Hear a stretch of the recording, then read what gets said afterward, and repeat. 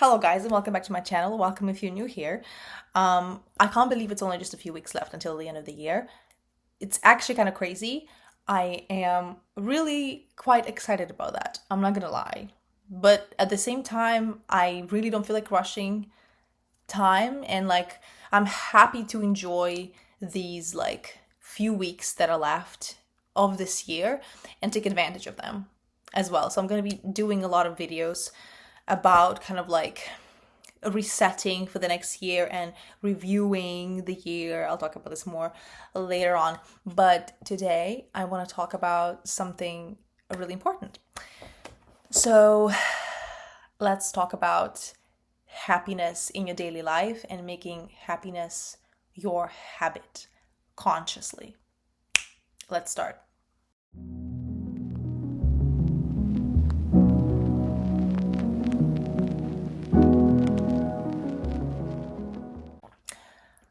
All right.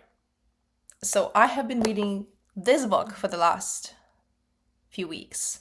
It's called Psychocybernetics by Maxwell Maltz, and it's my second attempt with this book, but this time I'm almost finished, and I'm gonna film a whole review on this book once it's done because I have a lot of thoughts and just a lot of notes. Overall, I do recommend this book, and it has some really just jams. It has jams in it, honestly. You kind of have to go through bazillion examples that Maxwell loves. But other than that, there are some really, really good thoughts in this book that are honestly so simple but can be life changing. They can really rewire your brain chemistry, I feel like. So I would like to kind of start talking about some interesting points that I found to be kind of not necessarily mind-blowing, but something that opened my eyes and made me look at something in a different way. So today I want to talk about happiness, of course, like I already said before. And I feel like it's a massively important topic because we are always kind of running somewhere, literally physically and also mentally in our minds. There's always this kind of idea that we're going to be happy once we get something, and it's just what kind of results from that is that we're never happy in the present. Happiness never actually happens for us because we're always chasing something, and if we're always chasing, we're never here in the present. So yeah, that's really annoying because yes, I'm going to be talking about mindfulness once again, and I'm going to be giving you some tips because most things that I'm talking about on this channel are really relevant to me personally as well. So this is something that is relevant to me. Happiness is relevant to me, and this is something that I've been struggling my whole life. I felt like happiness was really kind of hard for me to come by and to feel. And once you understand that you have a little bit more control of this than you previously thought, that can be both helpful and overwhelming at the same time. I don't want to overwhelm you, and I don't want to give you any toxic positivity here because I have read my fair share of self-help books, which is why it kind of took me a while to get to this one. I don't read these books anymore, but I felt I felt a pull towards this one, and I'm glad that I did because it does have some really, really great thoughts that I'm going to be sharing with you. So, yes. So yes, toxic positivity. No toxic positivity here on this channel. We're not doing that. We're talking about emotions. You know the drill. I'm gonna attach the link to the playlist with videos on emotional processing, like how to process your emotions ethically and ecologically, different emotions. In the description box, do check it out. I talked about different emotions, all the basic ones, some extra ones as well. It's really good. It's really helpful. It has lots of I broke it down really well, and I gave you some really good tips. So go check it out. And I'm going to be talking about happiness. Yay, let's go. Listen. So I'm going to read you some of the things that I underlined because I am underlining in this book. And I'm underlining it with an orange pencil, by the way. That's a new habit of mine that I have decided to kind of include into my life, into my like daily routine with my books. And it's just something that I saw on TikTok one day, and I decided to implement that because what a fun idea to underline in your books with a colored pencil. If you don't want to commit to underlining with a pen. I've always just used a basic pencil, but I'm switching to colorful pencils now. But anyways, it's the little things. It's the little things that matter and that make the biggest difference sometimes, you know? Because like little things accumulate over time. I had a rough morning. Listen. Let me read you from this book, okay? Okay, so Maxwell says, happiness is simply a state of mind in which our thinking is pleasant a good share of the time. All right, I do agree with that. Happiness is not the reward of virtue, but virtue itself. I'm going to say it again. Happiness is not the reward of virtue. It's virtue itself. Happiness is the virtue. I love that. I really do. We're never leaving, but only hoping to live, and looking forward always to being happy. It is inevitable that we never are so. That's what I said in the beginning as well. If you're constantly chasing a goal, if you always feel like you're going to be happy once you get something or you get somewhere, kind of get to a flag on your timeline, like a milestone, then that's when you're going to be happy, because you think that you're going to deserve to be happy then. Like you need to deserve happiness. Happiness is not the reward. Remember that. This is something that not that I didn't know that. I feel like we know that. But just reading that and having it put so simply clicked something in my mind, you know? And it is really so sad that we are wasting our lives always hoping to achieve this happy life.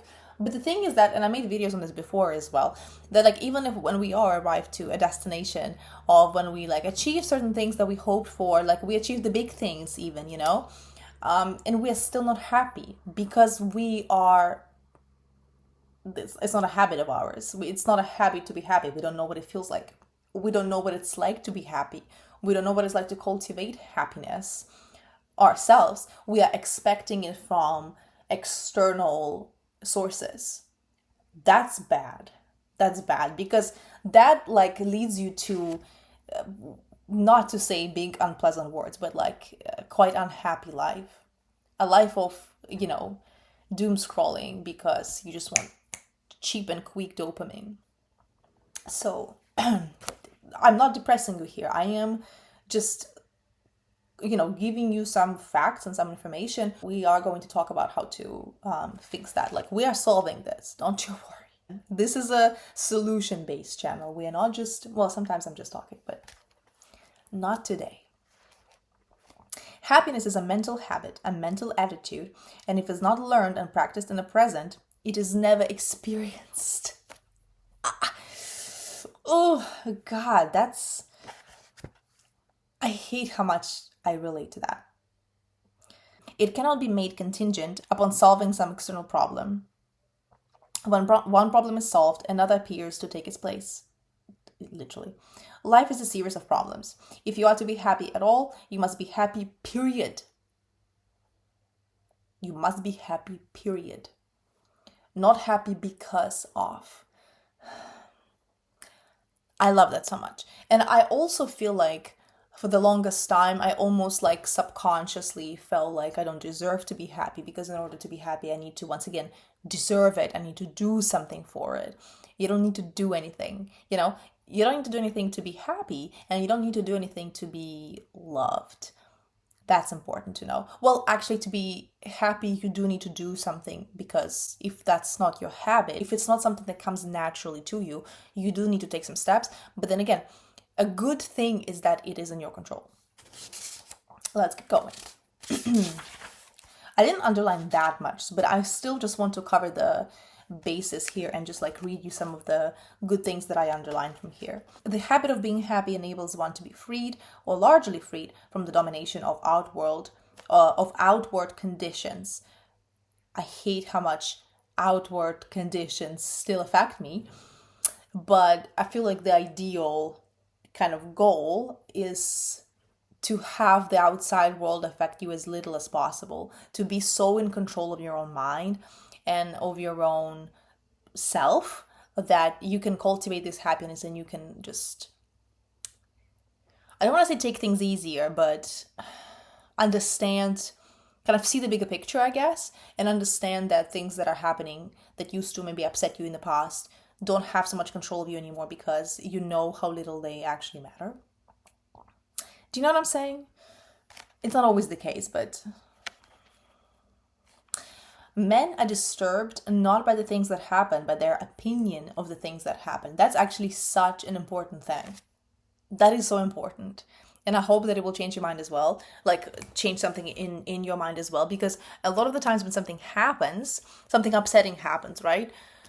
When we think about it in the future, or when we have a friend tell us about this, right? We are often a lot more able to look at the picture more kind of calmly and coolly and understand that, well, that's not that big of a deal. It's not really world shattering, you know? And when it happens to us in the moment, sometimes when we are unprepared, it can kind of rock our world a little bit sometimes. So it's important to be very sure of who you are and have a very solid understanding of yourself, that you know that you don't let the little things disturb you so much. You don't let things that are appearing to be bigger than they actually are to affect you dramatically. You know? So it's important to have your own opinion about these things. When something happens to you, you need to form an opinion about it, right? And that opinion of yours is going to affect how you feel. So if something happens, when something happens, whatever it is, little things, big things, you get an email, you get upset about that, whatever it is. Learn to form a habit, start forming a habit of not responding the way you used to respond in the past. Change the way you respond, change the way you behave, change your opinion about it. That's just an email, whatever. Teach yourself to not make a big deal out of it, because that's going to affect how you actually feel and how the rest of your day goes, basically. It is actually so relatable. I can confirm that it works. Absolutely. So there's also a good quote here.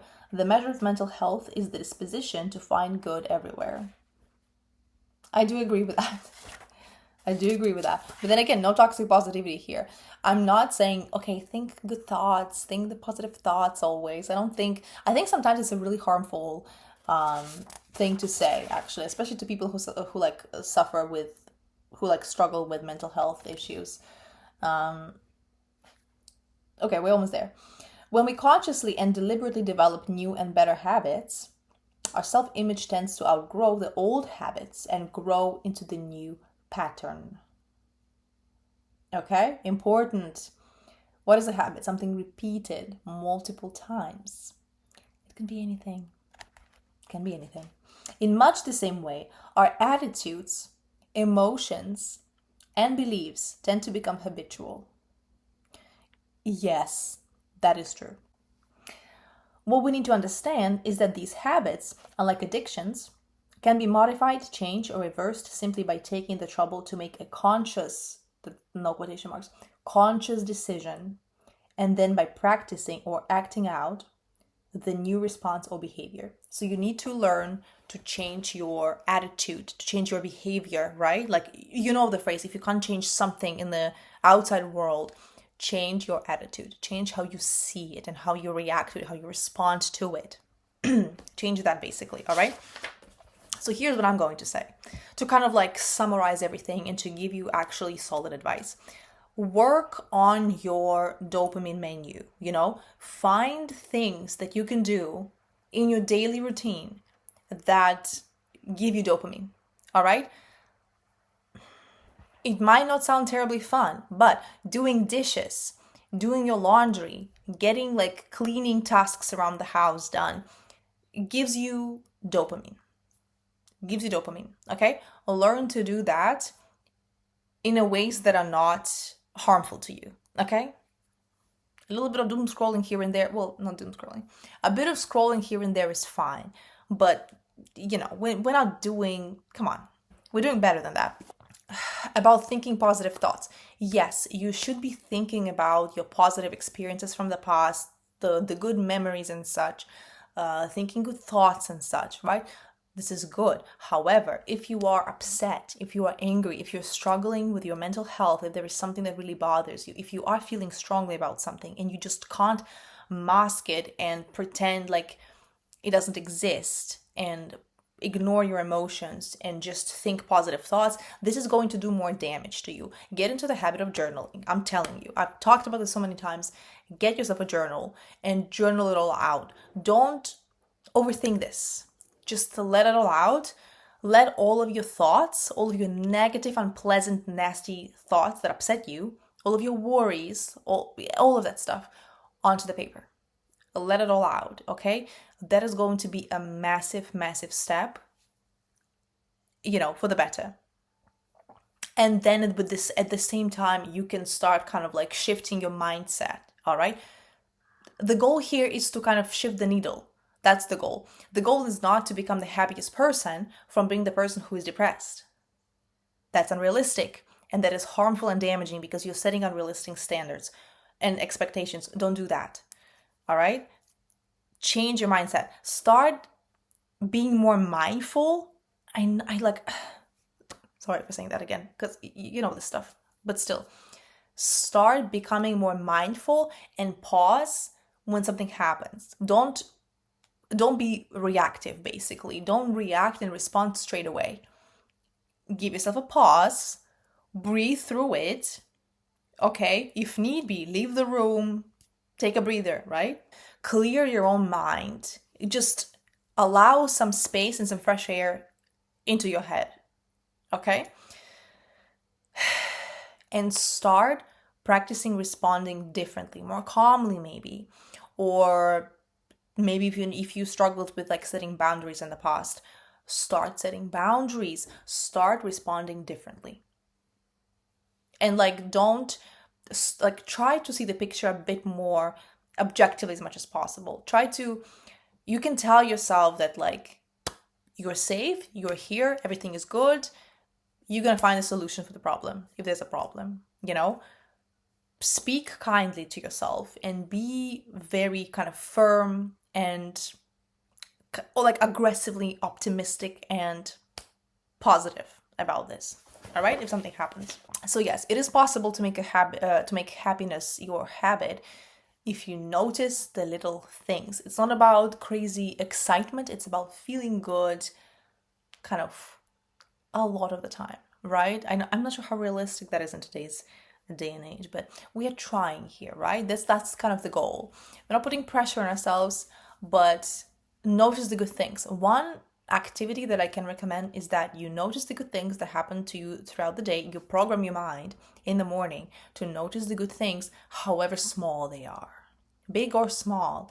Notice the smallest things that gave you a little smile or made you think of something positive. You saw a cute bird, whatever. You saw a cat. I love seeing cats. That changes my whole day. I love that. I cherish that.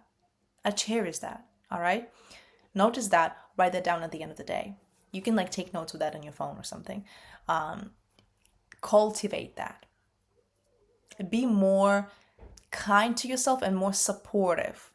Even if you don't actively feel that yet, when something happens, tell yourself, we're going to figure it out. We'll find the solution. It's going to be okay. Even if you don't feel it, over time it's going to start shifting. And you will feel better, eventually as a result of that. That's the goal, to be happier. That's the goal. And another thing, learn to distinguish facts from opinions. When something happens, learn to look at it, like I said, more objectively. Do not catastrophize.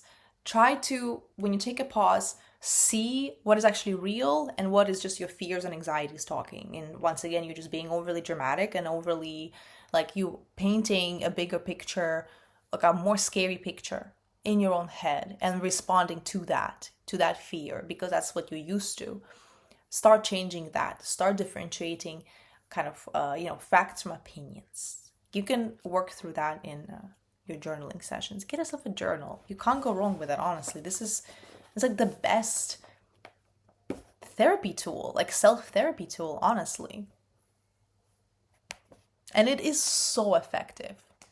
I swear to you. And remember that happiness is something that you do to yourself, something you have control over, all right? Which means that even the little things that you do can have a really good positive impact on you and on people around you. But we're talking about you specifically here. So do not wait for anything to happen. Plan things. Make some nice put nice things that you're looking forward to in your calendar. Plan movie nights. Plan baking a cake night or something like that. Do those things that don't necessarily require a lot of work. It can be anything you like, really. Incorporate that into your routine. That's really, really important. You know what? Just another example of that. I am a huge music lover. I'm a big music person. I love music. I loved it my whole life. It's a big passion of mine, all right? And I used to listen to music a lot. But I mostly listen to it while commuting, because I used to commute a lot. So I would mostly listen to music while commuting. I haven't commuted in forever. I work from home. So I kind of caught myself thinking that like I have not listened to music in forever. And I thought to myself, why would I just not listen to it at home? Like, I don't have to go anywhere. I don't have to be like in a car or on a train to put on headphones. What a crazy thought, isn't it? I mean, it's really that simple sometimes. I started listening to more music. I am making a conscious effort to listen to more freaking music. I make playlists. I make a new playlist for every season. First of all, I have a bazillion playlists. I can attach my Spotify link if you want me to. And I make a new playlist for every season. And like lately I realized that like I haven't gotten enough time to like get tired of my playlist towards the end of the season, because I haven't listened to it that much. I should listen to it. It's fine. I don't have to be commuting. It's just an old mindset. That's what I used to do. Now I'm doing something else. That's okay. That's how you're supposed to be talking to yourself. Nicely, calmly. It's all good. Be a supportive parent to yourself. Make that internal voice supportive. Crazy. All right, you guys. Anyways, I will be talking about more things that I found really cool and enlightening from this book in future videos. I really hope you like this video. Please like it and share with a friend, with a loved one. Leave me a comment. Let me know what you think about this. If you have any happy habits that you can share, that'd be really nice. If you have any other video topic suggestions, please let me know as well. And yeah, I'm really excited to kind of start thinking about topics for the end of the year, kind of holiday themed ones, and just kind of get into the spirit of holidays, I guess, because it doesn't always come naturally. You have to prepare yourself and do it yourself and get yourself into the mood. So that's what I'm going to be doing and helping you as well. Anyways, thank you guys so very much. I will see you in the next one. Please like this video and subscribe to my channel. I will see you in the next one.